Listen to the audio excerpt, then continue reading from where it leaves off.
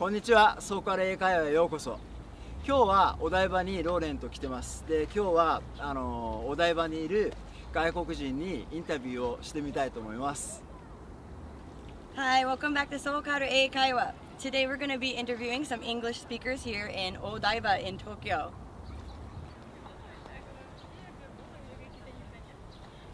Oh, excuse me. I'm doing like YouTube channel, Sokaru Eikaiwa. Do you guys speak English by any chance? Yeah. Yes, we speak, do. Yeah. If it's okay with you guys, like I'd like ask you some questions. Like, is that okay with you? Yes. Yeah, sure. Okay. Why not? Okay, so you speak Russian and you speak Georgian. And how difficult is it to learn your language? My language is number one difficult one after Arabian. I know. It's super difficult. Ask me how to say hi. Okay, so how do you say hi in Russian? So hi in Russian is здравствуйте. Oh, I shouldn't have said there. Sorry. Again. So hi in Russian is здравствуйте. Okay. Try to repeat. Grass is here. It's like Oh my god. Здравствуйте. Здравствуйте. Здравствуйте. Здравствуйте. Здравствуйте. Yeah. Better and better. Yeah. Oh my god. 1 hour of practice, I think you can get it. Thank you. Like already my Yeah. jaw is tired. It's very good, like face Okay. massage. How about you? Like, how do you say hi in Georgian? Yeah, my native language is Georgian, which most of the people do not know. Everyone thinks that Georgia speaks either Russian, English, or other languages, but it's a Georgian language, which is one of the oldest languages in the world, and I would say it's really difficult because the difficult part is grammar part and the pronunciation, because we have a little strange, I wouldn't say strange, but different sounds from other languages. Yeah. So yeah, but compared to Japanese, you just learn 33 letters and you can read and write, but that you can, but speaking is difficult and grammar is difficult. How do you say hi? Hi in Georgian is gamarchoba. Gamarchoba. Yeah! That's so much easier than yours. Здравствуйте! Yeah. How are you? How do you say in Russian? How are you? Как дела? Как дела? Handula. Yeah, good. Handula. Как That's дела? how are you? Yeah. Handula. Как дела? Okay. Yeah. How about you? In Like Georgian we say rogorchar. local. Rogorchar. Local. Okay. Okay. So now last question. So how do you say thank you in Russian? In Russian, спасибо. Spasiba. Спасибо. Yeah, that's I know actually. Perfect, yeah. How about you? Madloba. Madroba. Okay. Yeah. Not Thank you that guys. difficult. Yeah, difficult. So my next question is that if I go to your country now, like where would you take me to?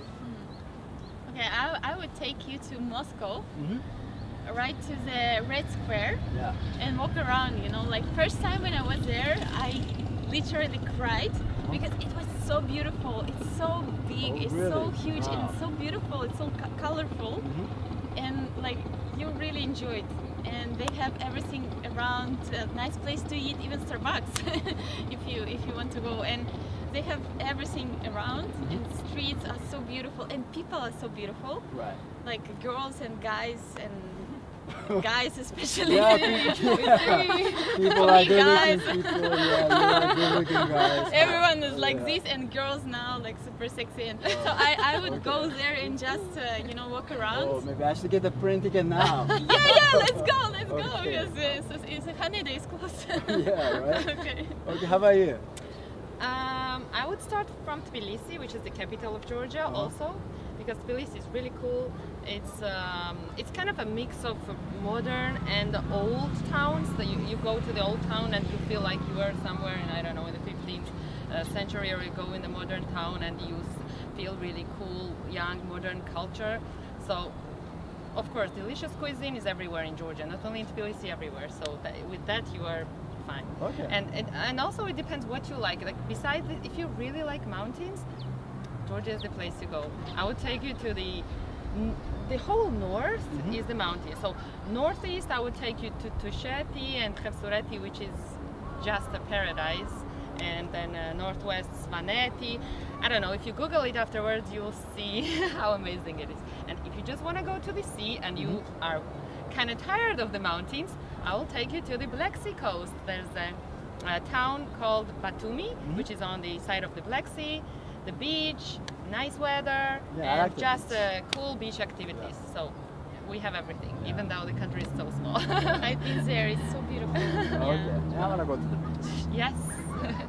So you guys both are coming from other countries where your native language is not English. So I would like to ask some of the struggles you might have had while coming to Japan or living abroad, some of those struggles that you've had learning a new language. Yeah, to me, it was English or Japanese or Russian or any language I speak. Problem was that I had a huge complex that I was making a lot of mistakes while speaking.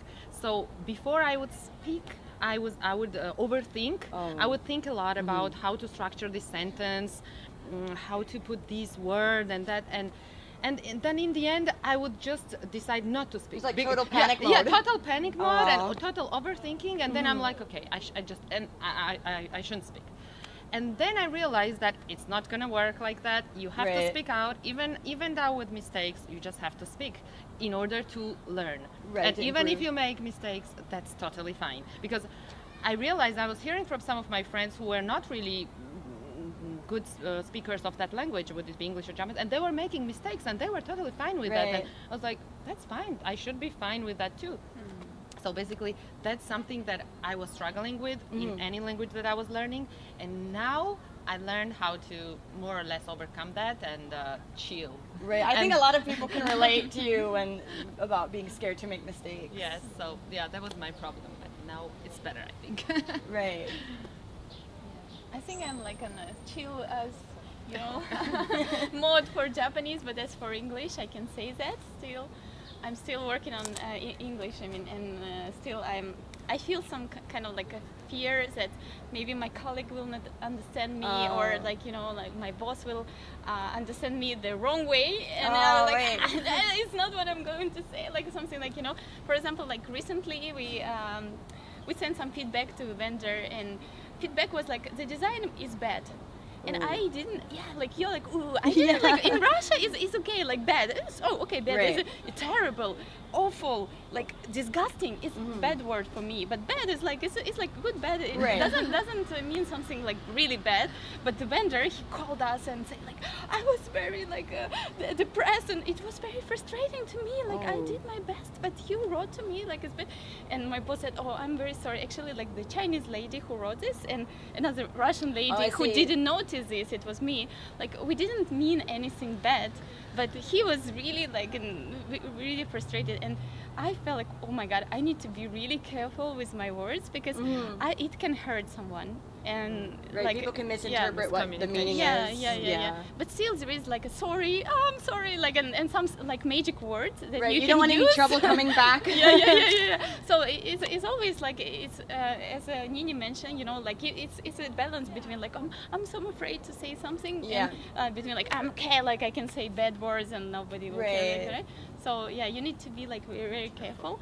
And as for Japanese, what I can say, like first time when I came to Japan, like for me everything like looked very nice. So all Japanese, they look so cute, like from anime, like But when I started to learn like bad words, and once you get into the culture a little bit deeper, and I started to notice like people talking about me, this girl, look, blah blah blah, or like when like people shout at me, I didn't understand them, and this time, like at that time, I didn't want to understand them. That's why for me, like it was important just not to learn too much. Stay on the on the safe level. zone. So it's kind of is again like how you can chill and how you can be comfortable with the language. And I don't want to go deep. Surface level. Yeah. When you came to Japan, what were some of the things that you struggled to get used to, or you still struggle with now? Yeah, interesting question. For me, one of the most difficult things to get used to was the Japanese way of communication. Very indirect way of communication. Because Japan is a very high context culture, which means that you have to do a lot of guessing beyond the words what they mean. Very vague. Yes, And for me, I come from a very low context culture, which means that we say whatever we Direct. feel, what we think, very direct. So for me to understand, now it's been long enough and I understand, but it was too difficult to understand what was what she wanted or she or he wanted to say with that.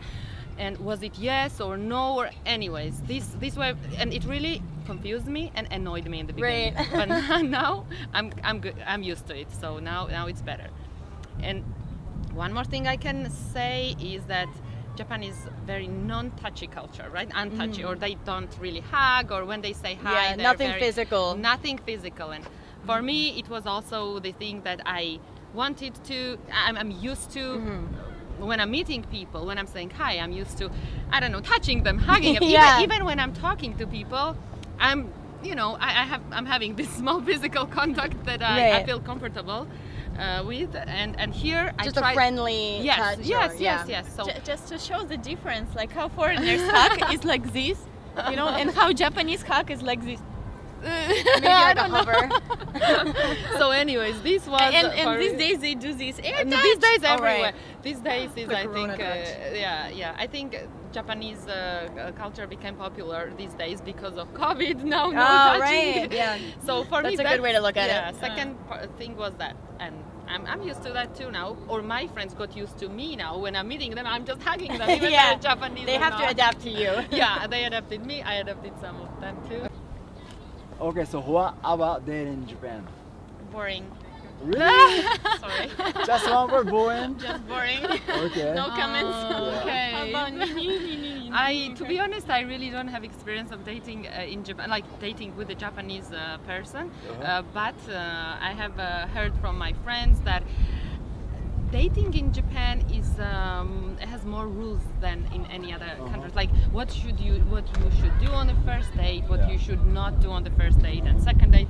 So I don't know. That's how my friend, who is a guy, explained to me that when he's going out with a girl, he knows exactly that on the first date there should be no touching, just talking. On the second date they can be holding hands, and so it goes, step by step, slowly, and with all these rules. And that's what I heard. I cannot 100% Such a confirm good guy. it. In Georgia, we don't have rules. I mean, it depends on how you feel, what you feel to do. So. Me personally, I don't have any rules, but let's just play it by ear. Right. Okay, so tell me about your dating scene in your country. Okay, so dating in Russia is very exciting. Every time a lot of surprises. It's not like going just to eat somewhere. It's unexpected because girls are very demanding to guys, and like first 2-3 months guys need to be very, very patient and very nice to girls before they will get something more. Yeah, I can handle that. Yeah, you can handle that for sure. So what you need to do is to have money first, or to be like to be very smart and like try to entertain the girl the best way. Like bring flowers, like bring to super beautiful place. Maybe not just restaurant or cafe, but go to the beach. In case you don't have money, just go to the beach, buy a bottle of wine and some snacks, and just see sunset together. Oh, sounds romantic, right? Yeah, this is super romantic. And usually guys in Russia and girls, they're very romantic, and girls want to be treated as a princess. So it's really hard for Japanese, I think, and they need to first to read a lot about Russian girls. Okay, so if you don't have money, you can bring the girl to the beach. And just to buy a bottle of wine and some snacks and maybe flower. You can use you can put on music using your smartphone, and it will be the most romantic night in her life. Yeah, so there are some tricks, but you need to learn beforehand. I think for every girl, need to plan ahead. Just going to gohan tabemacho is super boring for Russians. So you always need to to try your best and think a lot before the girl says. That's really good advice. Yeah, good words. Yeah. So how about you? So I think it's not very different from all the other countries, and it's not very different from either Russian or Japan. Dating is kind of the dating has a meaning of being in a very romantic moment with your partner. So yeah, Georgian girls, as every other girl, I do not want to generalize it because every individual has its own preferences. Of course. But if I would say it in general, I guess the main pattern is that everyone likes this romantic dinners, romantic walks, and butterflies in the stomach, getting flowers, and yeah, just an ordinary lovebird dating. And of course, as Kate mentioned, it's important to do variety of activities and not only go to eat or only go to the movies or only go to the beach. So it's kind of a balance of everything. Okay. Yeah, for sure. Yes. Okay. Thank you so much for your time today, and thank you for answering all of your questions. I really appreciate it. Oh, You're okay, welcome. Yeah, you're welcome. It was fun. Yeah, I Thank had you. fun too. No Thank problem. you. Yeah, thank you.